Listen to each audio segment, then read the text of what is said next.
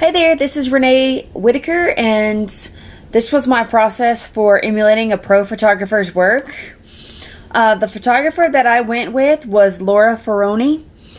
She photographs food, and me being a lover of food, I thought this would be a perfect photographer to emulate. Here's a few of her examples of her photographs. So I titled my photo, "Aren't You Ready for This?"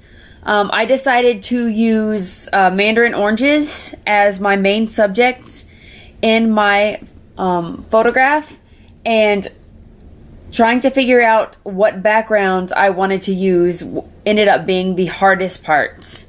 So I first visualized in my brain that I was going to be using small mandarin oranges and a pool, because I thought the pool background would really bring out the light in the mandarin oranges. So I took some test shots of different times of day with the mandarin oranges floating in a pool. I ended up not being that happy with these shots, so I decided to go back to the drawing board. Here's my original sketch of what I was going for, where I talk about the bird's eye view of the mandarin oranges, the water being very still, so that way there's no ripples in the water, sunlight reflecting off the water. And again, that's the original look that I was going for. Here's my original production shot diary, where I decided I was going to stand on a ladder. I was going to get an up-close shot of the water, up-close shot of the oranges, let the oranges kind of drift. The equipment that I used was just the Sony a6000 camera for this class, and the optical steady shot lens.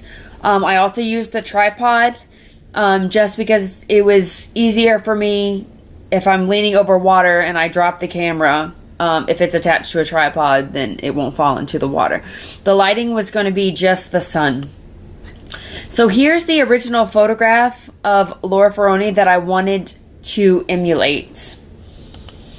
I took notes from what some of my peers and classmates had said about my original photograph with the pool and the water, and decided to go a completely different route.